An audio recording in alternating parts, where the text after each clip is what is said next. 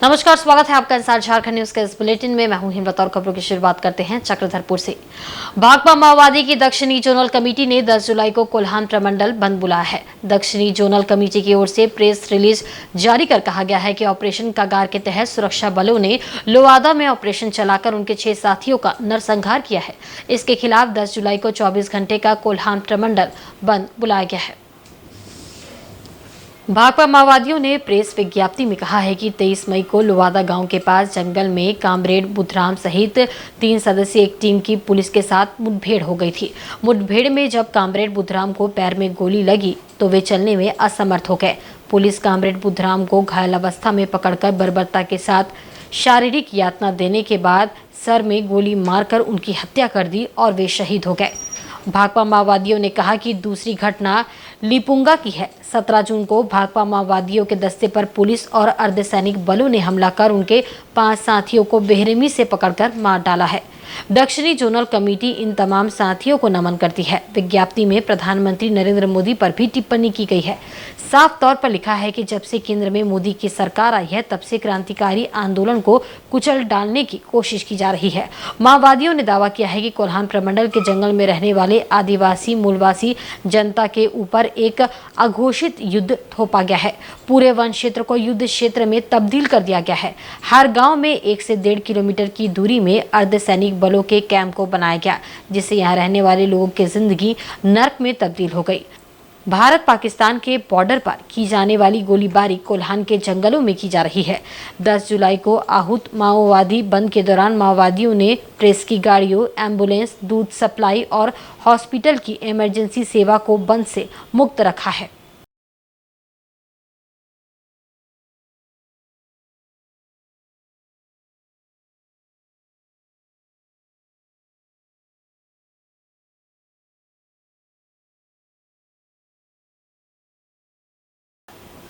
इधर झारखंड में आगामी विधानसभा चुनाव को भारतीय जनता पार्टी ने पूरी आक्रमकता से लड़ने की रणनीति बना ली है। शुक्रवार को रामगढ़ में दिन भर कई कार्यक्रमों में शामिल होने के बाद विधानसभा चुनाव प्रभारी शिवराज सिंह चौहान ने रांची में प्रदेश के आला नेताओं के साथ बैठक की। शिवराज सिंह प्रदेश आरोप पत्र समिति एवं घोषणा पत्र समिति की बैठक में शामिल हुए। ये बैठक प्रदेश अध्यक्ष एवं पूर्व मुख्यमंत्री बाबूलाल मरांडी की अध्यक्षता में हुई, जिसमें पूर्व मुख्यमंत्री अर्जुन मुंडा, नेता प्रतिपक्ष अमर कुमार बावरी, प्रदेश संगठन महामंत्री करमवीर सिंह, केंद्रीय मंत्री अन्नपूर्णा देवी, प्रदेश महामंत्री एवं सांसद आदित्य साहू, डॉक्टर प्रदीप वर्मा अन्य उपस्थित थे। शिवराज सिंह ने बैठक में विभिन्न मुद्दों पर विस्तृत चर्चा की। उन्होंने आगामी कार्यक्रमों के संबंध में भी आवश्यक दिशा निर्देश दिए। बैठक के बाद पत्रकारों से बातचीत में उन्होंने कहा कि राज्य की जनता ने विधानसभा चुनाव में गठबंधन की सरकार को किनारे करते हुए भाजपा के बहुमत की सरकार बनाने का मन बना लिया है। शिवराज सिंह चौहान ने कहा कि केंद्र सरकार की ओर से चलाई जा रही पीएम आवास योजना के तहत घर बनाने वालों को बालू नहीं मिल रहा है। बुजुर्गों को कई महीनों से पेंशन नहीं बंद है। इसी तरह केंद्र प्रायोजित जल जीवन मिशन में पैसे के बंदरबाट के कारण ग्रामीणों को शुद्ध पेयजल नहीं मिल पाया है। चुनाव प्रभारी ने कहा कि युवाओं को रोजगार का सपना दिखाने वाली राज्य सरकार ने अब तक नौकरी नहीं दी है। उन्होंने कहा कि भाजपा गठबंधन की सरकार की नाकामियों को उजागर करने के लिए बहुत जल्द ही आरोप पत्र जारी करने वाली है।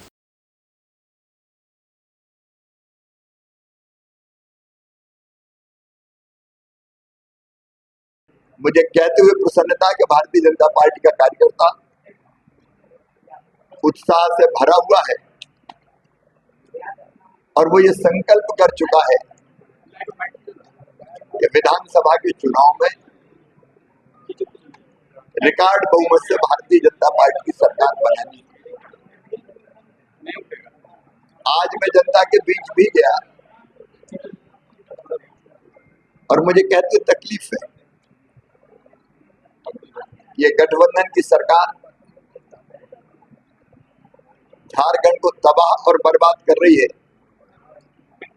जनता के बीच से ही आवाज आई जब मैं प्रधानमंत्री आवास का निरीक्षण करने गया तो बहनों ने कहा कि बाकी ठीक है लेकिन बालू नहीं मिल रही। वहीं इस बैठक में शामिल कोडरमा लोकसभा सांसद ने कहा कि आगामी विधानसभा चुनाव के काम में झारखंड विधानसभा प्रभारी और सह प्रभारी के दिशा निर्देश पर दोगुने उत्साह के साथ भाजपा के लोग लेंगे और उनके अनुभव का लाभ निश्चित रूप से हम सबको मिलेगा। पार्टी की ओर से चुनाव के निमित्त जो हमारे दो प्रभारी हैं, आदरणीय केंद्रीय मंत्री श्री शिवराज सिंह चौहान जी और प्रभारी और सह प्रभारी के रूप में आदरणीय हेमंत बिश्वा शर्मा जो असम के मुख्यमंत्री हैं, उनके आने के बाद आप देख रहे होंगे कि कार्यकर्ताओं में काफ़ी उत्साह है और दुगुनी ताकत के साथ, उत्साह के साथ विधानसभा चुनाव में काम में लोग लगेंगे। और जिस तरह से चूंकि उनका जितना अनुभव है, पुराना अनुभव आदरणीय शिवराज सिंह चौहान जी का, लगातार मुख्यमंत्री का, और संगठन के कार्य में काफ़ी दक्ष हैं, तो निश्चित तौर पे उनका अनुभव का लाभ हम सब झारखंड वासियों को मिलेगा। राज्य के पूर्व मुख्यमंत्री और सरायकेला के विधायक चंपाई सोरेन मुख्यमंत्री पद से इस्तीफा देने के बाद पहली बार शुक्रवार को अपने गृह जिला पहुंचे। यहां कार्यकर्ताओं ने चंपाई सोरेन का गर्मजोशी से स्वागत किया। इस दौरान उन्होंने अपने 5 माह के कार्यकाल को छोटा पर संतोषजनक करार दिया। शुक्रवार को पूर्व मुख्यमंत्री चंपाई सोरेन सड़क मार्ग से रांची से सरायकेला पहुंचे, जहां सबसे पहले कांडरा में पूर्व मुख्यमंत्री का कार्यकर्ताओं ने स्वागत किया। आदित्यपुर में चंपाई सोरेन ने पत्रकारों से वार्ता की। उन्होंने कहा कि मात्र 5 महीने ही मुख्यमंत्री पद पर रहते हुए उन्होंने राज्य को विकास के पथ पर ले जाने का काम किया है। मुख्यमंत्री पद से इस्तीफा देने के मुद्दे पर इन्होंने कहा कि गठबंधन धर्म का पालन करना भी जरूरी था। उन्होंने कहा कि पद पर नहीं रहने का मलाल है। शिक्षक नियुक्ति समेत कई विभागों में लंबे समय से रिक्त पड़े पदों पर बहाली प्रक्रिया निकालकर युवाओं को नियुक्ति पत्र बांटने की उनकी तमन्ना थी, लेकिन वे अपने कार्यों से संतुष्ट है। चंपाई सोरेन ने कहा कि इन 5 महीने में शिक्षक बहाली, पुलिस विभाग की बहाली, जनजातीय भाषा पर आधारित शिक्षकों की बहाली, स्वास्थ्य क्षेत्र में मुख्यमंत्री अबुआ स्वास्थ्य बीमा योजना जैसे कई महत्वपूर्ण व कल्याणकारी योजनाओं को उन्होंने आम जनता के लिए लाया, जो झारखंड में मील का पत्थर साबित होगा। पूर्व मुख्यमंत्री ने कहा कि अपने गृह जिला सरायकेला में लंबे समय से ग्रामीण क्षेत्र में डिग्री कॉलेज की मांग को देखते हुए 2 नए डिग्री कॉलेज स्थापना की घोषणा की। ऐसी कई योजनाएं उन्होंने अपने कार्यकाल में शुरू की है। नए मुख्यमंत्री हेमंत सोरेन कैबिनेट विस्तार में शामिल होने के मुद्दे पर पूर्व मुख्यमंत्री चंपाई सोरेन ने कहा है कि उन्हें पद की लालसा कभी नहीं रही है। आम जनता के बीच रहकर जनता के काम को करना है। मंत्रिमंडल में शामिल किए जाने के मुद्दे पर उन्होंने कहा कि महागठबंधन सरकार का जो भी निर्णय होगा वह उनके लिए मान्य होगा। समय मिलता था और कुछ करते, लेकिन हमारा गठबंधन की बात है। गठबंधन जो निर्णय लेगा वो निर्णय को लेकर हमने अपना संदेश किया। हम आज गठबंधन का हमने जो भी निर्णय उसको पालन किया। और हम कोल्हान क्षेत्र या झारखंड क्षेत्र में हम मजदूर आंदोलन से उभरा हुआ है। हमने हर समय संघर्ष किया है। हम पद में रहे नहीं रहे, हमने अपना जनता का सेवा करते रहेंगे। इधर चक्रधरपुर रेल मंडल से रथ यात्रा स्पेशल ट्रेनों का परिचालन शुरू हो गया है। शुक्रवार को केंद्रीय आदिवासी कल्याण मंत्री जुवेल ओराम ने सरायकेला पूरी रथ यात्रा स्पेशल ट्रेन को हरी झंडी दिखाकर रवाना किया। रेलवे द्वारा रथ यात्रा स्पेशल ट्रेन चलाए जाने से यात्रियों में खुशी की लहर है।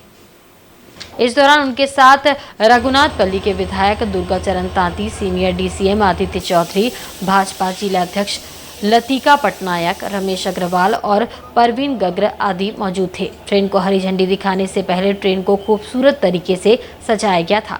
इसके बाद ट्रेन के खुलने के निर्धारित समय रात 9:50 पर ट्रेन को सभी गणमान्य अतिथियों द्वारा हरी झंडी दिखाकर पुरी के लिए रवाना किया गया। इस ट्रेन में मुख्य रेल चालक के रूप में पी पूर्ति, सहायक रेल चालक सूरज कुमार 2 और ट्रेन मैनेजर के रूप में AK साहा मौजूद थे। ये ट्रेन राउरकेला से खुलकर चक्रधरपुर, चाईबासा, डोंगवापोशी और जरोली होते हुए पूरी जाएगी। इस ट्रेन में SLR कोच सहित 17 स्लीपर कोच मौजूद है।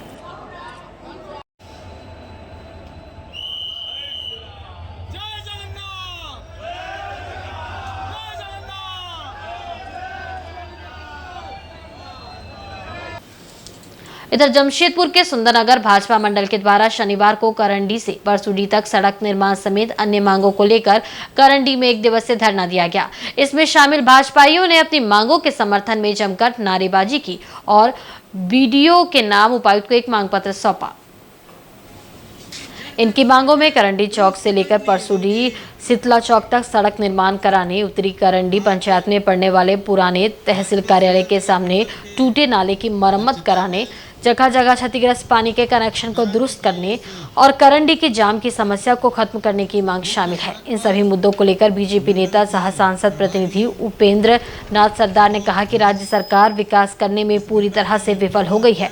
वहीं पोटका के विधायक विकास के नाम पर लूट मचाए हुए हैं। सिर्फ कमीशन का खेल चल रहा है। पूर्व की रघुवर सरकार के द्वारा काफी काम हुआ था, लेकिन अब वर्तमान सरकार लोगों को ठगने का काम कर रही है। अगर उनकी मांगों को सरकार और जिला प्रशासन जल्द से जल्द पूरा नहीं करती है तो इससे भी बड़ा आंदोलन किया जाएगा। भ्रष्ट प्रशासन होश में आओ, भ्रष्ट प्रशासन होश में आओ। आज झारखंड मुक्ति मोर्चा और कांग्रेस सरकार की गठबंधन सरकार है, राज्य में विकास का नाम पर कहीं पे नहीं दिख रहा है। खाली विकास के नाम पर ये लोग कमीशन खाली उगाई हो रहा है, शिलान्यास हो रहा है। शिलान्यास होने के बाद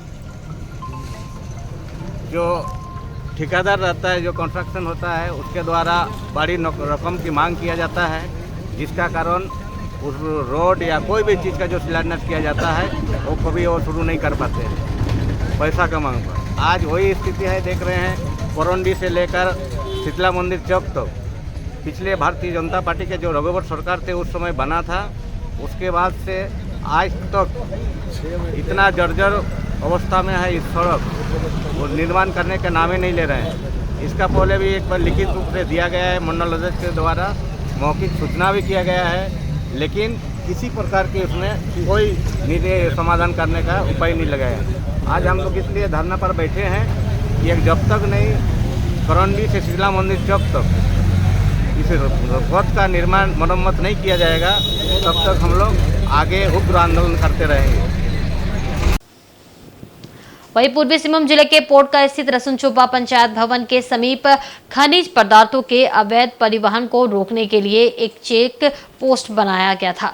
इस झोपड़ी नुमा चेक पोस्ट में दंडाधिकारी एवं जवान रहकर ड्यूटी करते थे, मगर कुछ असामाजिक तत्वों ने इस चेक पोस्ट को शुक्रवार रात आग के हवाले कर दिया। लोकसभा चुनाव के दौरान इस झोपड़ी को मजबूती के साथ बनाया गया था, लेकिन शरारती तत्वों ने उसे आग के हवाले कर दिया। बताया जा रहा है कि इसी चेक पोस्ट से होकर शाम के 8 बजे से लेकर सुबह के 8 बजे तक बिना चालान के खनिज पदार्थ का परिवहन किया जाता है। स्थानीय हिमांशु सरदार ने कहा कि झारखंड उड़ीसा बॉर्डर होने के कारण इस रास्ते से बालू एवं गिट्टी का बिना चालान के परिवहन किया जाता है। उसी गैंग के लोगों द्वारा इस चेक पोस्ट को जलाया गया होगा। उन्होंने कहा कि खनिज पदार्थों के अवैध परिवहन से सरकार को राजस्व का भारी नुकसान हो रहा है। दूसरी ओर गांव के ही पीयूष मंडल ने कहा कि ये चेक पोस्ट गर्मी बरसात में जवानों का आश्रय का साधन था। पंचायत में आने वाले लोगों के लिए भी ये छाया का काम करता था। लोग यहाँ थोड़ी देर आराम कर लेते थे, मगर सामाजिक तत्वों द्वारा झोपड़ी को आग लगा दिया गया। मालूम हो कि लोकसभा चुनाव के बाद अब जल्द ही विधानसभा चुनाव होना है, जिसको लेकर इस चेक पोस्ट का उपयोग फिर से किया जाना था।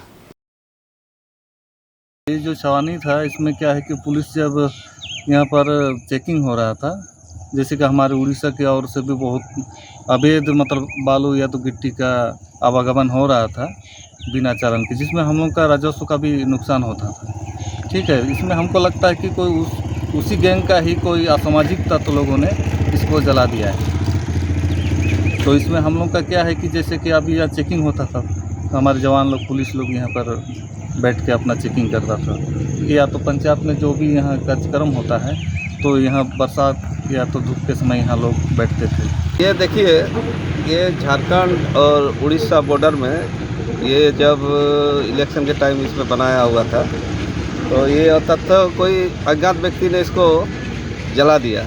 देखिए, इस छावनी से हम लोग को बहुत तरह का फ़ायदा था। जैसे सामने पंचायत भवन है, जिसमें आदमी लोग आता है, धूप के समय यहाँ खड़ा रहता है, बरसात के समय खड़ा रहता है। इसमें क्या है कि हम लोग का इस तरह का फ़ायदा होता था, लेकिन कोई जला दिया जो इसमें अभी बहुत ही दिक्कत हो रहा है। जैसे कि बीच बीच में यहाँ मतलब चेकिंग वेकिंग होता रहता था, सब कुछ ठीक रहता था, पंचायत भी हम लोग का सेफ रहता था। इधर चक्रधरपुर रेल मंडल के राउरकेला चक्रधरपुर झारसुगड़ा रेल मार्ग से गुजरने वाली लगभग सभी ट्रेनों में और रेलवे स्टेशन पर अवैध वेंडर धड़ल्ले से बेरोक-टोक खाद्य सामग्री बेच रहे हैं।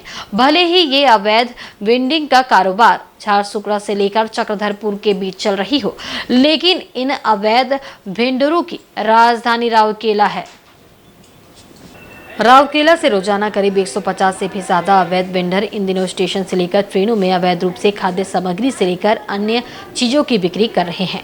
खुलेआम हो रहे इस अवैध कारोबार पर राउरकेला सीआई अतुल घोष और आरपीएफ विभाग की नजर रहती है, लेकिन इस पर कार्रवाई नहीं होती। अवैध वेंडरों को किसी का भी खौफ नहीं रहता, ना आरपीएफ, ना जीआरपी और ना ही कमर्शियल इंस्पेक्टर। वे ट्रेन और स्टेशन में आरपीएफ के सामने ही अवैध वेंडिंग करते नजर आते हैं। रेलवे स्टेशन पर स्टॉक संचालक भी अवैध वेंडरों से परेशान हैं। उनका कहना है कि अवैध रूप से रेलवे स्टेशन पर सामग्री बेचने से उनके लाइसेंसी स्टॉलों की बिक्री घट जाती है और उन्हें भारी आर्थिक नुकसान उठाना पड़ता है। रेलवे प्रशासन की खामोशी के कारण दिन प्रतिदिन अवैध वेंडरों का वर्चस्व और गुंजाई रेलवे क्षेत्र में बढ़ता ही जा रहा है। पिछले दिनों एक पेंट्री कार के मैनेजर और उसके कर्मियों को भी राउरकेला में अवैध वेंडरों ने पिटाई कर दी थी और जान से मारने की धमकी दी थी। पेंट्री कार के मैनेजर को राउरकेला में अवैध वेंडरों ने दादागिरी दिखाते हुए राउरकेला स्टेशन में ट्रेन खड़ी रहने पर खाद्य सामग्री बेचने से मना किया है। अवैध वेंडर के सामने आरपीएफ, जीआरपी और कमर्शियल इंस्पेक्टर सब खामोश रहते हैं। रेल यात्रियों की माने तो आरपीएफ और कमर्शियल विभाग के अधिकारियों की मिलीभगत के कारण ही अवैध कारोबार स्टेशन से लेकर ट्रेन के अंदर तक चलता है।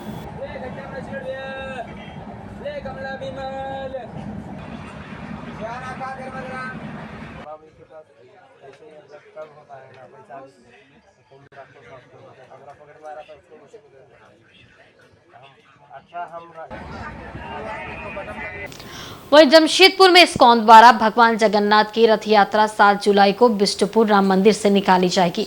इस्कॉन भक्तों के साथ साथ शहर के विभिन्न सामाजिक एवं धार्मिक संगठनों तथा हरि भक्तों की कीर्तन मंडली हरे कृष्ण हरे राम के महामंत्र की धुन पर अपने प्रभु श्री जगन्नाथ, बहन सुभद्रा एवं भैया बलभद्र जी के रथ को मौसी बाड़ी तक ले जाएंगे। इस संबंध में केबुल टाउन स्थित इस्कॉन मंदिर के प्रमुख स्वामी पद्मनाभ जगन्नाथ दास ने बताया कि रूट में पेड़ की डाली, तार आदि को देखते हुए इस बार रथ की ऊंचाई 6-7 फीट कम की गई है। इस बार रथ की अधिकतम ऊंचाई 28 फीट रहेगी। उन्होंने बताया कि महाप्रभु का मुकुट, वस्त्र और रथ सजाने के लिए कपड़े पूरी से आ गए हैं। महाप्रभु का रथ लाल व काला, भगवान बलदेव का रथ लाल व हरा और सुभद्रा महारानी का रथ लाल व पीले रंग के कपड़ों से सजाया जाएगा, जबकि महाप्रभु का वस्त्र पीतांबर होगा, बलदेव का जामुनी और सुभद्रा महारानी का वस्त्र लाल रंग का होगा। उन्होंने बताया कि रास्ते में जगह जगह आरती पूजा होती रहेगी। इसमें मायापुर और रूस से कुछ श्रद्धालु शामिल होंगे। पद्मनाभ जगन्नाथ दास ने बताया कि 7 जुलाई को ब्रह्मबेला में राम मंदिर बिष्टुपुर में ही महाप्रभु का नेत्रोत्सव होगा। इसके बाद रथ यात्रा की तैयारी शुरू हो जाएगी।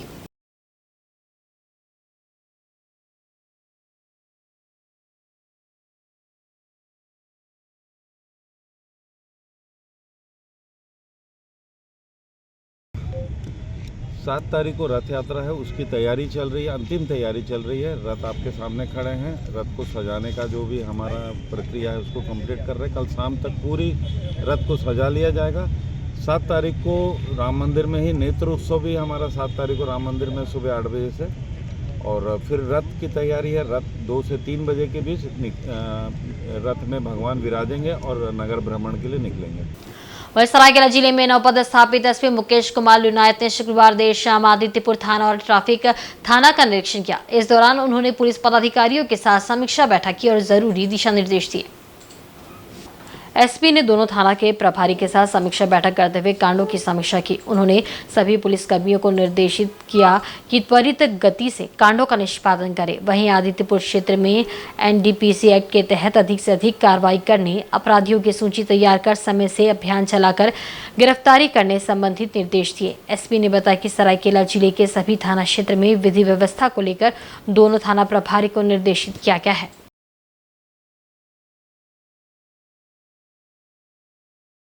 ये अभी आदित्यपुर थाना में जो प्रभारी अभी थाना प्रभारी हैं और थाना में स्थापित जितने भी पदाधिकारी हैं उनके साथ एक समीक्षा बैठक की गई है और जिसमें सबसे पहले तो यहाँ आदित्यपुर की समस्याओं के बारे में थाना प्रभारी और कंसर्न एसडीपीओ साहब द्वारा अवगत कराया गया है। इसके साथ ही यहाँ अपराध का पैटर्न पे थोड़ी समीक्षा की गई है, लंबित वारंट इश्तिहार कुर्की की स्थिति की समीक्षा की गई है और साथ में ही क्षेत्र में प्रभावी तरीके से गश्ती को सुनिश्चित करने के लिए और पुलिस की विजिबिलिटी को सुनिश्चित करने के लिए आवश्यक दिशा निर्देश दिया गया।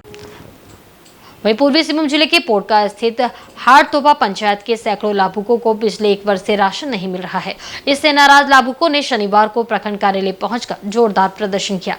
इस दौरान पंचायत के मुखिया अलादी हांसदा मौजूद थे। मुखिया ने कहा कि 1 साल से गरीब राशन कार्ड धारियों का अनाज का नहीं मिलना दुखद विषय है। इस मामले की जांच करते हुए पीडीएस डीलर मां लक्ष्मी महिला समिति पर मामला दर्ज होना चाहिए। साथ ही लाभुकों को राशन उपलब्ध कराया जाना चाहिए। लाभुक उपलिया हांसदा और लखिया हांसदा ने कहा कि 1 वर्ष से उन्हें अनाज नहीं मिला है। उन लोगों ने वीडियो से लेकर उपायुक्त तक से लिखित शिकायत की है, परंतु अब तक कोई पहल नहीं की गई है। वहीं ग्रामीणों ने बीडीओ को मांग पत्र देते हुए तत्काल राशन मुहैया कराने की मांग की है।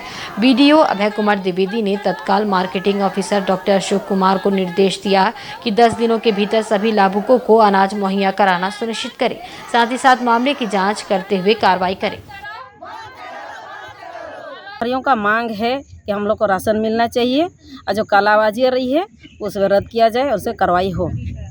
1 साल हो गेलो हमरा के चाल नहीं मिले और एत दिन होइलो डीलर को बोलली छिली चाल हमरा के मिलबेक न ना तो बोलछेन मिलबेक और एखोनो नहीं दिसे हमरा के चाल एखन कालाबाजारी चलछे एखन हमरा के डीलर चाल दो आसीछिन तो हमारे स्टोर महिला समिति वाला किलो स्टोर तो तो चाल नहीं दिलो अत दिन होइलो 1 साल हो गेलो तो ना दिलो तो हमें जाबो खने अत लोग पाबलिक जाबे तो कार्डधारीरा ता उ एगल बड़ गाल दिए और माने ना दिलो अत दिन होइलो ना दिलो और এখন কি হচ্ছে না দিছে খনে এখন তো এইখানে আসিছিন বেট করতে মানে পটকা বলকে তো এরা বলছেন দিয়ে দে তো ওই ওর মেলা সমিতি वाला না দিবে আমি दूसरा वाला डीलर के দিয়ে দে ভালো চাল নিবি দে सही দিতে হবে ওইটা বলেছেন। और पूर्वी सिंहभूम जिले के मुसाबनी में आजसू पार्टी ने प्रखंड में व्याप्त जन समस्याओं को लेकर शनिवार को हल्ला बोल कार्यक्रम का आयोजन किया। इसके तहत पार्टी के कार्यकर्ताओं ने प्रखंड मुख्यालय पर प्रदर्शन किया। इस दौरान बीडीओ को एक ज्ञापन भी सौंपा गया। मुसाबनी प्रखंड कार्यालय परिसर में मुसाबनी प्रखंड के ज्वलंत मुद्दों पर त्वरित कार्रवाई करने को लेकर आजसू पार्टी की ओर से जिला प्रधान सचिव बुद्धेश्वर मुर्मू के नेतृत्व में हल्ला बोल कार्यक्रम का आयोजन किया गया। इस मौके पर कार्यकर्ताओं ने जमकर नारेबाजी की। आजसू पार्टी ने बीडीओ को पद के नाम 10 सूत्री मांग पत्र सौंपा। इनकी मांगों में विद्युत आपूर्ति में सुधार एवं ओटीएस योजना को पुनः शुरू करने, किसानों को वर्ष 2022-23 धान की अधिप्राप्ति राशि का द्वितीय किस्त का भुगतान अविलंब करने, मनरेगा में लूट खसोट बंद करने, केसीसी ऋण माफी योजना से वंचित लाभुकों का ऋण माफ करने, मुसाबनी से बागजाता माइंस जाने वाली जर्जर सड़क का निर्माण करने, एससीएल आईसीसी के बंद माइंस को चालू, जरूरतमंद लाभुकों को अबुआ आवास का लाभ देने, पंचायतों को पूर्ण रूप से अधिकार देने, जातीय आवास आय प्रमाण पत्र को जल्द से जल्द निर्गत करने और जमीन का नामांतरण को समय अवधि में पूरा करने की मांग शामिल है।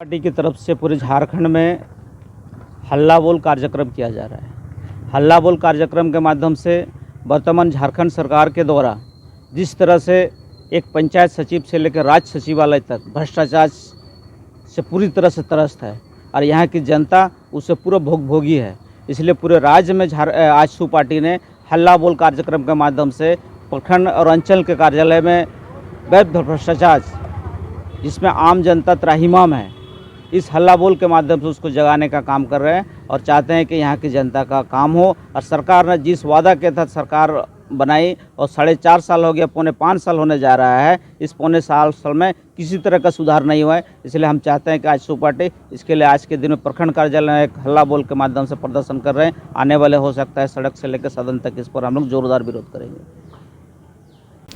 और वक्त तो चला एक बहुत ही छोटे से ब्रेक का। ब्रेक के बाद खबरें और भी अब देखते रहे इंसाइड झारखंड न्यूज़।